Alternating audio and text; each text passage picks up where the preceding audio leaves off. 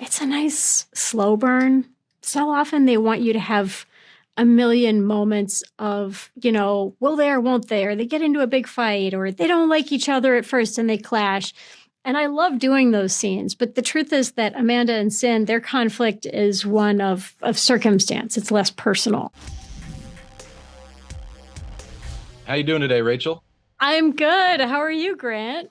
I'm doing all right. Thank you for asking. I'm excited to get to chat with you again, especially for this film. It really is another charming little rom-com from you. And much like Love Guaranteed that we talked about last time, this one has a really interesting modern twist to it in that it explores Vietnam in a way that American productions really haven't, which is actually this beautiful country that it truly is. What was that like for you, getting to help usher that as an actor, but also as a person, getting to be there in person and see this all and take it all in? I'm still in awe that I got to have this experience. I'm still in awe that Netflix trusted me to make another movie for them. I'm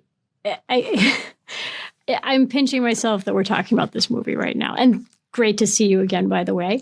Yes, I can't believe that I get to, I take zero credit for the beauty and the majesty that is all of Vietnam, but I feel thrilled that I get to sort of be the accidental tour guide to people getting to see so much of this country from the comfort of their own homes. That's a really special honor and privilege.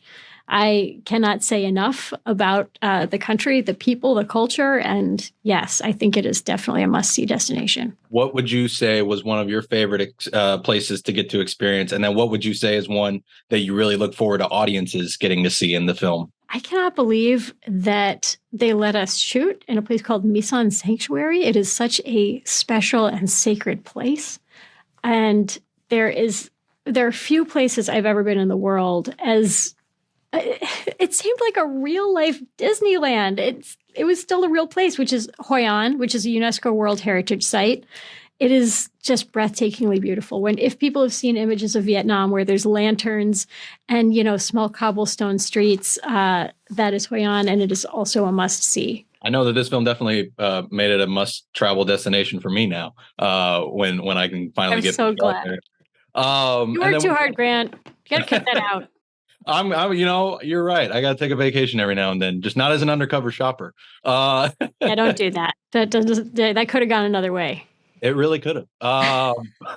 But with that said, we can't really talk about this film without also talking about your and Scott's dynamic, which is really just so charming the way it develops throughout this film. What was that like getting to build that rapport with him off camera as well as on?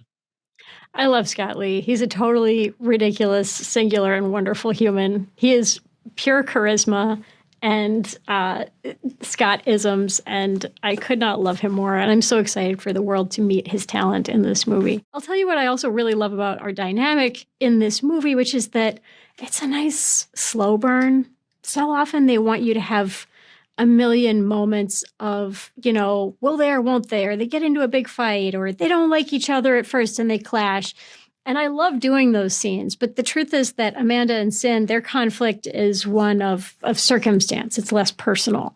So I like I liked being able to play the dynamic of someone fighting against their own feelings for another person. That was really interesting. It was really unique to see for this genre. Like you say, we often see the will they, won't they, but it was nice to see it just naturally come about with you two. Thank you. Now, I see I have 1 minute left. So before I let you go, I did want one question away from the film, actually. I'm a big Psych fan. I've been doing my annual rewatch of the show. And nice. No, you suck it. Sorry, he knows what I mean by that. You got it. Oh, I love that. I love it.